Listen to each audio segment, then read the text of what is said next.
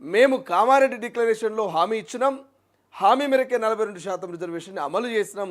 ఇక్కడ ఎవరో కొట్లాడితేనో ఎవరో మరి యుద్ధం చేస్తేనో మేము 42% ఇవ్వలేదు, మేము ఇచ్చిన మాట మీద కట్టుబడి ఉన్నామని చెప్పేసి కాంగ్రెస్ పార్టీ చెప్తుంది. బట్ గత కొన్ని రోజుల నుంచి కూడా ఆర్ కృష్ణ లాంటిలో లేకపోతే జాజల శ్రీనివాస్ లాంటిలో పోరాటం చేసిరు. సో ఆ పోరాటం ఫలితం అని కూడా చెప్పుకోవచ్చు ఈ 42% రిజర్వేషను. సో దీంతో పాటు ఇప్పుడు ఉన్నటువంటి రాజకీయాలు చూస్తే మాత్రం ఒకరి మీద ఒకరు బీసీలను అడ్డు పెట్టుకొని మరి సోషల్ మీడియాలో మాటల యుద్ధము, ఒకరి మీద ఒకరు దాడులు చేసుకుంటున్నట్టు ఒక చర్చ అయితే జరుగుతున్నది. ఒకరి మీద ఒకరు ఫిర్యాదులు కూడా చేసుకుంటున్నారు. ఓవైపు ఏమో డీజీపీకి, ఇంకోవైపు ఏమో గుత్తా సుఖేందర్కు, ఇట్లా ఎవరికి పడితే వాళ్ళు మరి సోషల్ మీడియా వేదికగా మరి మాటల యుద్ధం చేసుకుంటూనే ప్రత్యక్షంగా దాడులు కూడా జరుగుతున్నటువంటి సందర్భాలు మనం గత 2-3 రోజుల నుంచి చూస్తున్నాం. సో ఇదేలుంటే ఇక నిన్న తెలంగాణ రాష్ట్ర ముఖ్యమంత్రి తెలంగాణలో ఉన్నటువంటి నిరుపేద కుటుంబాలకు ఇక రేషన్ కార్డుల పంపిణీ అయితే చేసిర్రు.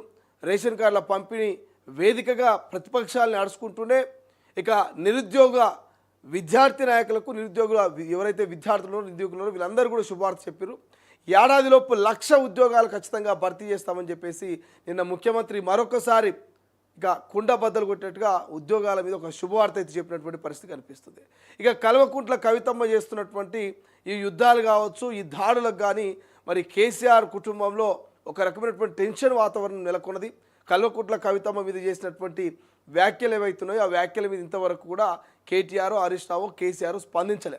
ఆడబిడ్డను ఈ రకంగా అవమానపరుస్తూ ఎట్లా మాట్లాడతామని ఒక ట్విట్టర్లోనో లేకపోతే ఇన్స్టాలో, ఫేస్బుక్లో, ఇంకో చోటనో మరొక చిన్న పోస్ట్ కూడా పెట్టలే.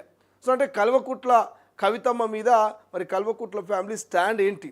పట్టించుకోనట్టుగా వ్యవహరిస్తున్నారా? పార్టీ నుంచి పక్కకు పంచే ప్రయత్నం ఏమైనా చేస్తున్నారా? అసలు కల్వకుంట్ల ఫ్యామిలీలో మరి ఏం చేయబోతున్నారు? కవితమ్మ పట్ల ఎటువంటి డెసిషన్ తీసుకోబోతున్నారు? ఇట్లా చాలా అంశాలు ఉన్నాయి. బన్కచర్ల కావచ్చు, లేకపోతే ఇతర అనేకమైనటువంటి అంశాలు ఉన్నాయి. ఓవైపు గురుకుల పాఠశాలలో ఫుడ్ పాయిజన్లు కావచ్చు, ఆత్మహత్యలు కావచ్చు, ఇవన్నీ ఉన్నాయి. వీటన్నిటి గురించి కులంకుశగా డిస్కస్ చేసేటువంటి ప్రయత్నం చేద్దాం. మొదటగా హెడ్లైన్ చూద్దాం, తర్వాత పూర్తి వార్తా కథంలోకి వెళ్ళేటువంటి ప్రయత్నం చేద్దాం. రైట్, ఒక్కసారి మన తొలివేలు ఈ పేపర్ కనుక చూస్తే మనము వాళ్ళది తొలివేలు ఈ పేపర్లో మనకు కొన్ని హెడ్లైన్స్ కనబడుతున్నాయి. ప్రధానంగా కనిపిస్తున్నటువంటి అంశము కేసీఆర్కు కవిత టెన్షను, కేటీఆర్ హరీష్తో గులాబీ బాస్ భేటీ, మల్లన్న వర్సెస్ కవిత ఇష్యూపై చర్చ, కవితకు సపోర్ట్ చేద్దామా, పార్టీ నుంచి పంపేద్దామా, ఏం చేస్తే రాజకీయంగా బెటర్, ఆచితూచి వ్యవహరించాలంటూ నిర్ణయం, కేసీఆర్ ఏం చేస్తారనేపై పార్టీలో ఉత్కంఠ, ఏదో ఒకటి తేల్చాలంటున్న సీనియర్లు, లేదంటే పార్టీకి డ్యామేజ్ అని ఒత్తిడి. ఇక కవిత ఇష్యూలో స్పందించని కేటీఆర్, మల్లన్న వ్యాఖ్యల్ని ఖండించిన పార్టీ నేత మధుసూదనాచారి, మిగిలిన ముఖ్య నేతలంతా సైలెంట్. కవిత ఇష్యూతో బీఆర్ఎస్ శ్రేణులో కన్ఫ్యూజన్గా రావా? మొన్నటిదాకా అందరు కలిసే పని చేసిరి, ఇప్పుడు కూడా కలిసే పని చేస్తున్నట్టు కవర్ చేయబట్టి మరి కార్యకర్తలు కూడా కన్ఫ్యూజ్ అవుతుర్రు. మా కేటీఆర్ అన్న మాట వినాలా, హరీష్ అన్న మాట వినాలా, లేదంటే మా కవితక్క మాట వినాలా? ఎవరు మాట వినాలి? మేము కవితక్కనేమో కాంగ్రెస్ ప్రభుత్వం అది చేసింది, కాంగ్రెస్ ప్రభుత్వం ఇది చేసింది, మరి కాంగ్రెస్ ప్రభుత్వాన్ని ఖచ్చితంగా మేము ప్రశ్నిస్తాం, ఎదిరిస్తాం, ప్రజల పక్షాన్ని నిలబడతాం అంటుంది. మరి ఇక్కడ కేటీఆర్ సార్, హరీష్ రావు గారేమో సైలెంట్గా ఉన్నారు. అట్లా మరి ప్రశ్నిస్తున్న కవితక్క ఎంబడిపోయి మేము ధర్నా చౌకలో కూర్చొని ధర్నాలు చేయాలా, లేకపోతే సైలెంట్గా ఉన్నటువంటి కేటీఆర్, హరీష్ రావు మాట విని మేము సైలెంట్గా ఉండాలి? ఏం చేయాలి? కవితక్క అసలు మా బీఆర్ఎస్ పార్టీయా కాదా, కవితక్క మా బీఆర్ఎస్ పార్టీ ఎమ్మెల్సీయా కాదా అని ఒక కన్ఫ్యూజన్లో క్యాడర్ ఉన్నారట. ఒక క్లారిటీ ఇవ్వాలి. కవితక్కనేమో జాగృతి అంటుంది, కేటీఆర్ గారేమో సైలెంట్గా ఉన్నారు, ఇక కేసీఆర్ గారేమో అసలు దీని మీద ఏం స్పందించట్లేదు. సో కార్యకర్తలకు ఒక క్లారిటీ ఇవ్వాల్సినటువంటి బాధ్యత ఖచ్చితంగా బీఆర్ఎస్ పార్టీ రథసారథి మాజీ ముఖ్యమంత్రి కేసీఆర్ మీద ఉన్నది. మొన్న చూసినటువంటి ఈ సంఘటన అవుతుందో మరి కల్వకుంట్ల కవిత వర్సెస్ తీన్మార్ మల్లన్న మధ్య జరిగినటువంటి దాడి ఏదైతున్నదో, ఒకరి మీద ఒకరి ఫిర్యాదులు ఏమవుతున్నాయో దీని మీద కూడా కేటీఆర్, హరీష్ రావు స్పందిస్తే కార్యకర్తలకు ఓకే మా పార్టీ ఈ స్టాండ్ మీద అని చెప్పి మాట్లాడడానికో, ప్రశ్నించడానికో, వాళ్ళు ప్రొటెక్ట్ చేసుకోవడానికి ఒక ఛాన్స్ ఉంటుంది. మరి అధినాయకత్వమే ఎటువంటి రెస్పాన్స్ ఇవ్వలేదు కవిత విషయంలో అంటే మరి కార్యకర్తలు ఏం చేయాలని ఒక కన్ఫ్యూజన్లో ఉన్నారట. మరి ఏం జరుగుతుంది అనేది మనం డిస్కషన్లో మాట్లాడుకుందాం. రైట్గా మళ్ళీ కరోనా మహమ్మారి వెంటాడుతుంది, నా పూజలు మంచిగా చేయాలి, లేదంటే రక్తం కక్కుకొని చస్తారు, ఈ ఏడాది వర్షాలు మస్తు పడతాయి, అందరికీ తోడుండి కాపాడతా. రంగం కార్యక్రమంలో స్వర్ణలత సంచలనం, రెండో రోజు సందడిగా లస్కర్ బోనాలంటూ వార్త కనిపిస్తుంది. సికింద్రాబాదు ఉజ్జయిని మాంకాళి అమ్మవారి బోనాలు జరుగుతున్నాయి. 100 ఏళ్ల చరిత్ర కలిగినటువంటి అక్కడ అమ్మవారి ఆలయానికి ఇక నిత్యం భక్తులు పోతూనే ఉంటారు. కోరిన కోరికలు అమ్మవారు నెరవేరుస్తూ ఉంటే మరి వారికి ఏదైతే మొక్కుని ఉంటారో ఆ మొక్కులు నెరవేరిన తర్వాత అమ్మవారికి బోనం సమర్పించడమో లేకపోతే పలహారం బండి తీసుకుపోవడము ఇతరితర అనేకమైనటువంటి వాళ్ళ మొక్కుల్ని కూడా నెరవేర్చుకుంటుంటారు. సో రంగంలో భాగంగా మరి అమ్మవారు ఏదైతే మాతాంగి అమ్మవారు ఉన్నారో అక్కడ నిన్న రంగం ఎక్కి మరి రంగం చెప్పినటువంటి పరిస్థితి. సో నాకు రక్తం చూపించాలి అని చెప్పేస్తున్నారు. స్వర్ణలత భవిష్యవాణిలో నాకు ఒక చిన్నది లేదా పెద్దది ఒక రక్తం చూపించాలని చెప్పేసి ఆమె ఆశ ఇచ్చింది. లేకపోతే మీరు నాశనం అయిపోతారు నన్ను కనుక శాంతింపజేయకపోతే అని చెప్పేసి నిన్న అమ్మవారు చెప్తూనే ఇక ఏడాది వర్షాలు మంచిగా పడతాయంట, అంతా మంచిగా ఉంటుంది. కానీ కరోనా మళ్ళీ వస్తుంది, జాగ్రత్త ఉండాలి బిడ్డ అంటూ హెచ్చరికలు జారీ చేసింది. కాబట్టి చూద్దాం భవిష్యత్తులో ఏం జరగబోతుంది అనేది.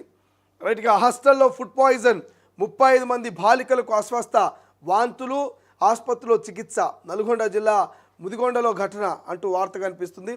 సో 35 మంది బాధితులకు అస్వస్థ గురైరట, వాంతులతో ఆసుపత్రిలో చికిత్స పొందుతున్నట. ఏమైందో తెలుస్తలేదు.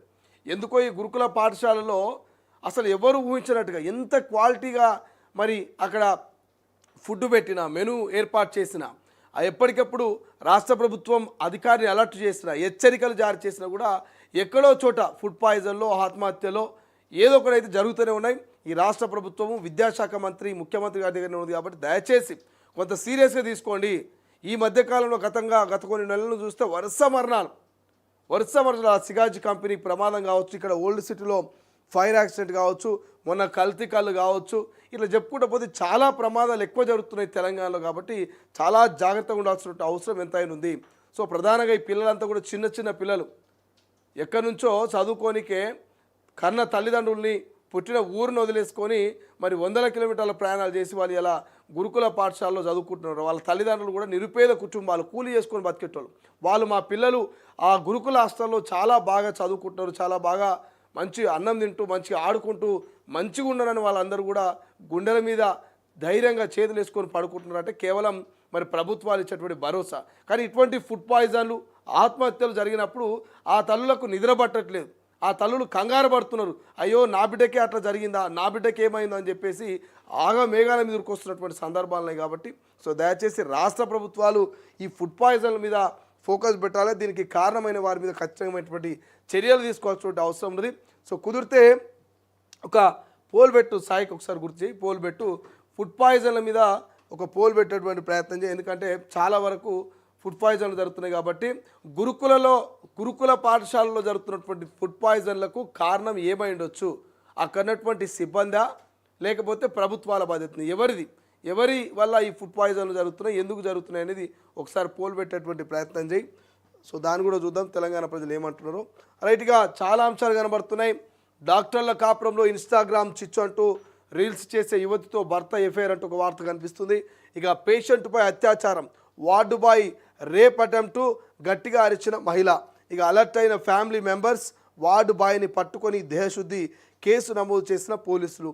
వార్డు బాయ్ అరెస్టు, హైదరాబాద్ విద్యానగర్లో ఘటన జరిగిందంట. ఇక్కడ చూడండి, రన్నింగ్ బైక్పై రొమాన్స్ అంట, రోడ్డుపై లవర్సు అసభ్య ప్రవర్తన వీడియో తీసిన మరొక బైకర్ సోషల్ మీడియాలో వైరల్, సీరియస్ వార్నింగ్ ఇచ్చిన పోలీసులు. ఎందుకో యువత కొంత ఈ మధ్య అత్యుత్సాహం చూపిస్తున్నది. అయిన దానికి కాని దానికి ఏదో పెద్ద సాధించినట్టుగా ఈ రోడ్ల మీద రొమాన్స్ ఏందో అర్థమవుతలేదు, ఈ ఇల్లీగల్ అఫైర్స్ ఏందో అర్థమవుతలేదు. కానీ యువత మొత్తం కూడా తాత్కాలిక ఆనందం కోసం, 5-6 నిమిషాల సుఖం కోసం వాళ్ళ జీవితాల్ని వాళ్ళ ఫ్యామిలీలను కూడా పణంగా పెట్టి ప్రాణాలు తీసుకుంటున్నటువంటి పరిస్థితి. ఇక్కడ చూడండి, ఓన్లీ ఇన్స్టాగ్రామ్లో పరిచయమైనటువంటి ఒక మహిళ కోసము ఓ డాక్టరు ఆమె వలలో పడితే ఇక నా భర్తను ఆమె ఒళ్ళో వేసుకుందని ఎంత ముద్దుగుంది ఈమె కూడా డాక్టర్ అంట. ఆమె పాపం నా భర్త నాకు కాకుండా పోతుందని సూసైడ్ చేసుకొని చచ్చిపోయిందట. సో యువతితో భర్త ఎఫైర్ అంట, రీల్స్ చేసి యువతితో భర్త ఎఫైర్తో భరించలేక భార్య ఆత్మహత్యలంట. బంగారం లాంటి భవిష్యత్తు నాశనం చేసుకుంటున్నారు ఈ యొక్క ఇల్లీగల్ అఫైర్స్ తోటి. రైట్, ఇక ఈనాడులో చూస్తే హైకోర్టు సీజేగా జస్టిస్ ఆపరేష్ కుమార్ సింగ్ అని చెప్పేసి నియామకానికి రాష్ట్రపతి ఆమోదం అని చెప్పేసి వార్త కనిపిస్తుంది. రైట్గా ఇద్దరు సీఎంలతో బనకచెర్లపై భేటీ రేపు కేంద్రం, ఆ వార్త కూడా హైలైట్ కనిపిస్తే ఇక మరో ఏడాదిలోపే 1,00,000 ఉద్యోగాల భర్తీ అంటూ వార్త కనిపిస్తుంది. కాళేశ్వరంపై ఎక్కడైనా చర్చకు సిద్ధం, 1 కోటి మంది మహిళల్ని కోటీశ్వరులను చేస్తాం, సీఎం రేవంత్ రెడ్డి స్పష్టీకరణ. తిరుమలగిరిలో కొత్త రేషన్ కార్డుల పంపిణీ, 10 ఏళ్లలో అధికారంలో ఉన్న తుంగతుర్తికి గోదావరి నీళ్లు ఎందుకు తేలేదంటూ బారసకు ప్రశ్న ఇక్కడ ముఖ్యమంత్రి వేస్తున్నాడు. సో 1,00,000 ఉద్యోగాలు వేస్తారట. రైట్గా 800 కోట్ల భూమికి ఎసరంట, సర్కార్ జాగాకు నకిలీ పొజిషన్ సర్టిఫికెట్లు ధృవపత్రాలు సృష్టించిన దళారులు, ఎన్కేపల్లి సమీపంలో విక్రయానికి పెట్టిన భూమి ఇదే అంటూ వార్త హైలైట్గా కనిపిస్తుంది. ఇక గోవా గవర్నర్గా అశోక్ గజపతిరాజ్, ప్రముఖ నటి సరోజాదేవి కనుమూత అంటూ వార్త కనిపిస్తుంది. రైట్, ఆంధ్రజ్యోతిలో చూస్తే ఆంధ్రజ్యోతిలో హెడ్లైన్స్ ఏం కనబడుతున్నాయి, ఒకటి ఇదే కనబడుతుంది, పేదల రేషన్ కార్డు పేదల ఆత్మగౌరవ ప్రతీక అంటూ వార్త నిన్నటిది హైలైట్ కనబడితే, ఇక రేపు తెలుగు రాష్ట్రాల సీఎంతో భేటీ అంటూ మరొక వార్త, హైకోర్టు చీఫ్ జస్టిస్గా ఏకే సింగ్ అనేటి ఇంకోటి హైలైట్ కనబడుతుంది.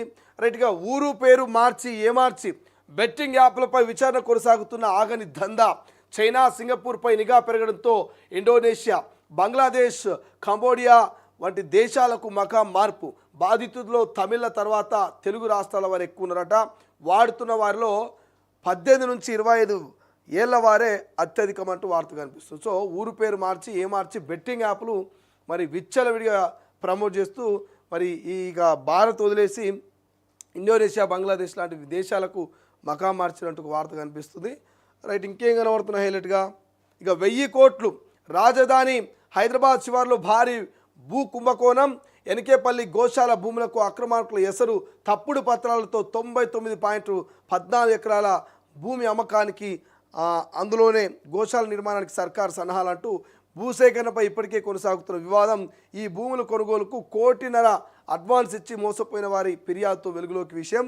ఇక ఫోర్జరీ పత్రాలపై రెవెన్యూ అధికారుల విచారణ, పెద్ద ఎత్తున డబ్బు చేతులు మారినట్లుగా ప్రాథమిక నిర్ధారణ అంటూ వార్త కనిపిస్తుంది. సో ప్రభుత్వం ఓవైపు తెలంగాణ రాష్ట్ర ప్రభుత్వం గోశాల పెడదామని చెప్పేసి ఆ భూమిని పరిశీలిస్తుంటే, దొంగ బడివగాలు ప్రభుత్వ భూమికి ఆల్రెడీ కొన్ని ఫేక్ పత్రాలు సృష్టించి ఫోర్జరీ చేసి ఇక వేరే వాళ్ళ దగ్గర 1.5 కోటి అడ్వాన్స్ తీసుకురట. అనుమానం వచ్చిన ఆయన, అరే నేను 1.5 కోటి అడ్వాన్స్ ఇచ్చిన, ఎందుకు ఇంకా నాకు రిజిస్ట్రేషన్ అవుతలేదు అని చెప్పేసి మరి ఆయన పోయి కంప్లైంట్ ఇస్తే అసలు విషయం బయటపడదంట. 1000 కోట్ల రూపాయలు ఆస్తంట అది. సో ఇట్లుంది కథ. గురుకుల హాస్టల్పై నుంచి దూకి విద్యార్థిని మృతి, పారిపోయే ప్రయత్నంలో ప్రమాదం అంట. ఇక యాదాద్రి భువనగిరి జిల్లా తూప్రాన్పేట బీసీ గురుకులలో ఘటన అంట. ఎస్ఎఫ్ఐ బీజేవైఎం నిరసనలు, విద్యార్థిని కుటుంబానికి 5 లక్షలు చెల్లించేందుకు స్కూల్ అధికారులు ఆమె అంటూ వార్త కనిపిస్తుంది.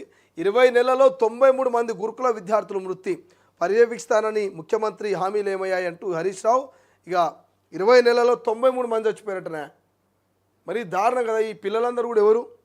ఈ 93 మంది పిల్లలు ఎవరు? బడా పొలిటీషియన్స్ బిడ్డలు కాదు, బడా వ్యాపారవేత్త బిడ్డలు కాదు, లేకపోతే సినీ సెలబ్రిటీల బిడ్డలు కాదు, బాగా ఉన్నత వర్గాలకు చెందినటువంటి బిడ్డలు కాదు. ఈ పిల్లలంతా కూడా ఈ గురుకులలో చదువుకునేటువంటి పిల్లలు ఎస్సీ ఎస్టీ బీసీ మైనార్టీ పిల్లలు, బడుగు బలహీన వర్గాల పిల్లలు. అంటే ఈ 20 నెలల కాలంలో మన బిడ్డల్ని మనమే చంపుకున్నాం. 100 మంది బిడ్డల్ని, మన పిల్లల్ని మనమే చంపుకున్నాం. సో దయచేసి ఒకసారి ఆలోచించాలి పేరెంట్స్ కూడా. చాలామంది ఈ మధ్యకాలంలో చాలా మొండిగా వ్యవహరిస్తున్నారు. పిల్లగానికి ఇష్టం లేకుండా కూడా తీసుకుపోయి గురుకుల హాస్టల్లో వేసేస్తున్నారు. ఒకసారి వాటితో మాట్లాడి ఇష్టాలు తెలుసుకోండి. ఇక్కడ చూడండి, పారిపోయే ప్రయత్నం చేసిందంట. విద్యార్థిని పారిపోయే ప్రయత్నం చేసి దూకి చనిపోయిందంట. ప్రాణాలతో ఉంటే ఎక్కడైనా చదవచ్చు, ఏమైనా చేయొచ్చు. కానీ వాడికి ఇష్టం ఉందా లేదా, ఆ వాతావరణంలో వానికి ఫ్రెండ్స్ ఉన్నారా లేరా, వాడు అక్కడ మానసికంగా వాడు ఎట్లున్నా అనేది పేరెంట్స్ ఒకసారి ఆలోచన చేయాలి. మీరు వాని భవిష్యత్తు కోసమే ప్రయత్నం చేస్తుండొచ్చు, బట్ వానికి ఇంట్రెస్ట్ ఉందా లేదా కూడా తెలుసుకోవాల్సిన బాధ్యత తల్లిదండ్రుల మీద ఉంటుంది. రైట్గా వెలుగులో చూస్తే సేమ్ యాస్టిస్గా రాష్ట్ర హైకోర్టు సీజేగా ఇక అపరేష్ కుమార్ సింగ్ అంటూ మొత్తం 9 రాష్ట్రాల సీజేల నియామకం రాష్ట్రపతి ఆమోదం అంటూ వార్త కనిపిస్తుంది.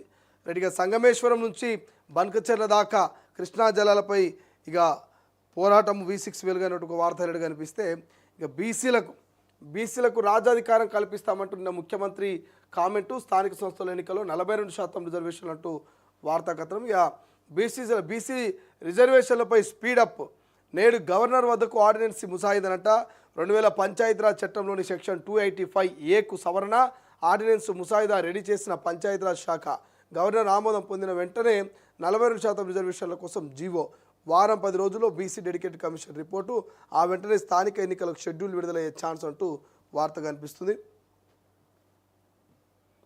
రేపు అపెక్స్ కౌన్సిల్ భేటీ హాజరు కాన్న తెలంగాణ ఏపీ సీఎం అని చెప్పేసి వార్త కనిపిస్తుంది.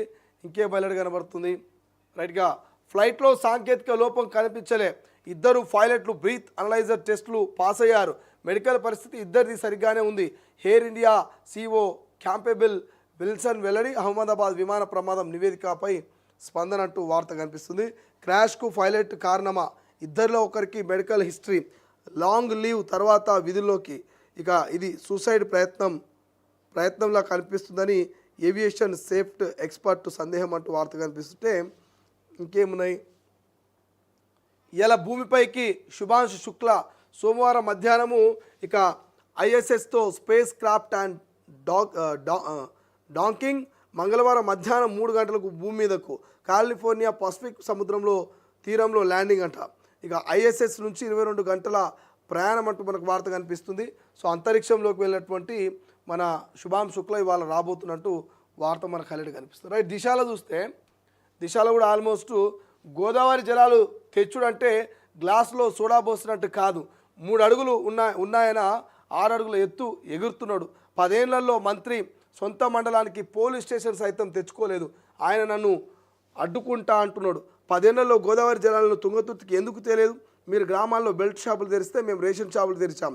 తులసివనంలో గంజాయి మొక్క వచ్చే ఎన్నికల్లో నేలమట్టం. తిరుమలగిరి సభలో సీఎం రేవంత్ రెడ్డి జగదీశ్వర్ రెడ్డిని ఉద్దేశించి మాట్లాడినటువంటి వ్యాఖ్యలు.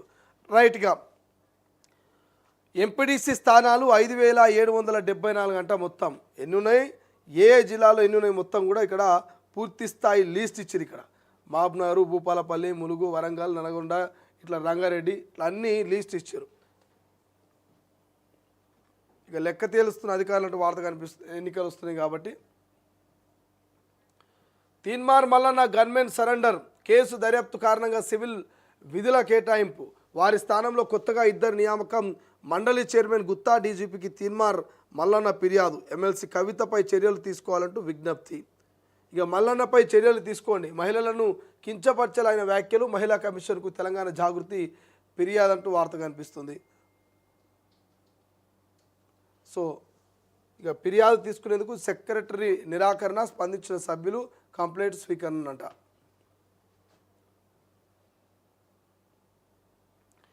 భార్య భర్త ఓ లేడీ ఇన్ఫ్లుయెన్సర్, రీల్స్ చేసే యువతితో సృజన్ వివాహేతర సంబంధం తట్టుకోలేక ఉరేసుకొని భార్య ప్రత్యుష ఆత్మహత్య. దంపతులిద్దరు వైద్యులే, భర్త సాయం 4గురిపై కేసు. ఇక వరంగల్ జిల్లా మట్టెవాడలో ఘటనట్టు వార్త కనిపిస్తుంది. రైట్గా ప్రభుత్వ స్కూళ్లకు ఇంటర్నెట్ వచ్చే 6 నెలల్లో 11,476 పాఠశాలలు అందుబాటులోకి. టీ ఫైబర్ సేవలతో విద్యార్థులకు డిజిటల్ విద్య అందించేందుకు ఇక్కడ తీసుకొచ్చినట్టు తెలుస్తోంది. ఇక సమోసా జిలేబీకి హెచ్చరిక బోర్డులు, వాటిలోని కొవ్వు చక్కెర స్థాయిలు తెలిపేలా ఏర్పాటు చేయండి. కేంద్ర ఆరోగ్య మంత్రిత్వ శాఖ ఆదేశాలు జారీ. నాగపూర్ ఎయిమ్స్ నుంచి ప్రచారం షురు అంటూ ఒక వార్త హైలైట్ కనిపిస్తుంది. రైట్గా క్రషర్ మాఫియాకు చెక్, త్వరలో పాలసీ ప్రకటన అంట. మైనింగ్ శాఖ కసరత్తు చేస్తుంది. విద్యుత్ బిల్లుల ఆధారంగా ఫీజు, హర్యానా, హిమాచల్ ప్రదేశ్, రాజస్థాన్ తరహా విధానం. వచ్చే అసెంబ్లీ సమావేశాలు ప్రకటించే ఛాన్స్ అంటూ మనకు ఒక వార్త హైలైట్ కనిపిస్తుంది. రైట్, స్వేచ్ఛలు చూస్తే నాకు బలి కావాలిరా, మీ పూజలు సంతోషంగా స్వీకరిస్తున్నా, ప్రతి ఒక్కరిని కాపాడే బాధ్యత నాది. నిత్యం పూజలు సక్రమంగా జరిపించండి. నా రూపాన్ని ప్రతిష్ఠించేందుకు అడ్డుపడుతున్నారు. అలాంటి వారు రక్తం కక్కుంటారు. లష్కర్ రంగంలో మాతాంగి స్వర్ణలత భవిష్యవన్ అంటూ మనకు వార్త హైలైట్ కనిపిస్తే, ఇక పేదవాడి ఆత్మగౌరవం రేషన్ అంటూ నిన్నటి వార్త. కవిత కయ్యాలపై కీలక భేటీ, బీఆర్ఎస్లో చర్చనీయాంశంగా ఎమ్మెల్సీ కవిత అంటూ స్వేచ్ఛల వార్తా కథనం కనిపిస్తుంది. ఇక పంచాయతీలపై తేల్చాలి, సమస్యలపై కేంద్రం చొరవ చూపాలి. పాలమూరు రంగారెడ్డి డిండి లిఫ్ట్ల క్లియరెన్స్ రాలేదంటూ మంత్రి ఉత్తమ్ కుమార్ రెడ్డి కామెంట్స్ ఒకటి హైలైట్ కనిపిస్తున్నాయి. రైట్, బీజేపీ ప్రక్షాళన, ప్రస్తుతం ఉన్న కమిటీలో మార్పు, అతి త్వరలో కొత్త కార్యవర్గం. ఇక మళ్ళీ పాత వారికేనా, కొత్త వారికి ఛాన్స్ ఇస్తారా, మళ్ళీ పాత వారికేనా? స్టేట్ చీఫ్గా పార్టీకి విధేయుడు, కొత్త నేతలకు బుజ్జగించేందుకైనా చోటు కల్పిస్తారంటూ ఒక వార్త కనిపిస్తుంది బీజేపీకి సంబంధించి. రైట్, ఇంకేమున్నాయి? ఇవే హైలైట్ కనబడుతున్నాయి. ఒక్కసారి నమస్తే తెలంగాణ చూస్తే ఇక తెలంగాణ రైతు కోసం రేవంత్కు ఏపీపై ధ్యాస అనేది ఒకటి హైలైట్ కనిపిస్తుంది. మరోవైపు బాబు కోసం కొత్త మోసం, రేవంత్కు ఏపీ ధ్యాస మీద బాబు కోసం కొత్త మోసం, బనకచర్ల ప్రాజెక్టుపై న్యాయ పోరాటం అంటూనే చర్చలకు ఆరాటం, రేవంత్ రెడ్డి అత్యుత్సాహం, ఢిల్లీకి పరుగులు. ఇక జీబీ లింకును కేంద్ర సంస్థలే వ్యతిరేకిస్తున్న కాంగ్రెస్ సర్కారుకు ఎందుకీ తహత అంటూ ఒక వార్త కనిపిస్తుంది. వీళ్ళే కొట్లాడాలంటారు, వీళ్ళే మరి కోర్టుకు పోవాలంటారు, వీళ్ళే దాన్ని సాల్వ్ చేయాలంటారు. అరే కేంద్రం పిలిచింది ఇరు రాష్ట్రాల ముఖ్యమంత్రుల్ని కూర్చోబెట్టి మాట్లాడుతుంటుంది. పోయి కేంద్రం ఏం చెప్తుంది, బాబు ఏం చెప్తాడు విని దాని గురించి ఒక ఆలోచన చేసుకొని తర్వాత ఒక కార్యాచరణ రూపొందించుకోవచ్చేమో. ఆడికిపోతే బాబుకు సహాయం చేయడానికే, బాబుకు లొంగిపోవడానికే. ఏందో ఈ కథనాలు, అవ్వ పెట్టదు అడక తీయలేదు అన్నట్టు సంసారం. మరి నీరానే చేస్తారా పోయి ఉద్యమం, మరి ఢిల్లీ దగ్గర పోయి మరి కేంద్ర ప్రభుత్వం దగ్గర అంటే మీరు చేయరు, ఆ రకమైనటువంటి పోరాటం చేయరు, కలిసి రమ్మంటే రారు. రైట్గా బీసీ కోటాపై కాంగ్రెస్ బీజేపీ నిర్లక్ష్యం అంటూ 9వ షెడ్యూల్లో చేర్చితేనే కోటా పదిలమంటూ ఆర్డినెన్స్ ద్వారా అమలు సులభం కాదంటూ దానిపై ఆమోదంపై 2 పార్టీలు విఫలమంటూ ఒక వార్త హైలైట్ కనిపిస్తుంది. ఇంకేమున్నాయి? గురుకులలో ఫుడ్ పాయిజన్, 35 మంది విద్యార్థులకు అస్వస్థ, నల్గొండ జిల్లా ముదిగొండలో ఘటన, రాత్రి భోజనం ఉదయం అల్పాహారం తర్వాత కడుపు నొప్పితో పలువురు విలవిలంటూ వార్త కనిపిస్తుంటే ఇక సీఎం గొప్పలు సభలో తిప్పలంటూ మరొక వార్త హైలైట్ కనిపిస్తుంది. సో ఇప్పటి వరకు ఇవన్నీ కూడా హెడ్లైన్ చూసినాం మనం. ఇవన్నీ ఏం చూసినాం? ఇప్పటి వరకు చూసినాయని కూడా క్లియర్గా మనం హెడ్లైన్ చూస్తాం. ఒక్కసారి ఎక్స్ప్లెనేషన్లకు పోదాం. సో తెలంగాణ రాష్ట్ర వ్యాప్తంగా అసలు ఏం జరుగుతుంది ఏం కథ అనేది ఎక్స్ప్లెనేషన్లకు పోయేటువంటి ప్రయత్నం మనం చేస్తాం. ఇక గురుకుల్లో ఫుడ్ పాయిజన్కు కారణం ఎవరు, సిబ్బందినా ప్రభుత్వమా అని చెప్పేసి మనం పోల్ పెడితే మరి 100కు 76% మంది అక్కడ ఉన్నటువంటి సిబ్బందే బాధ్యత వహించాల్సినటువంటి అవసరం ఉందని చెప్తారు. 100కు 76% మంది, 100కు 76% మంది సిబ్బంది తప్పు ఉంది, సిబ్బంది మరి పరిశుభ్రత పాటించాల్సిన అవసరం ఉంటుంది, నాణ్యమైనటువంటి భోజనం పెట్టాల్సిన అవసరం ఉంటుంది అంటూ తెలంగాణ ప్రజలు ఇక్కడ మనకు పోల్లో పార్టిసిపేట్ చేస్తున్నారు. రైట్, ఒక్కసారి క్లియర్గా ఎక్స్ప్లెయిన్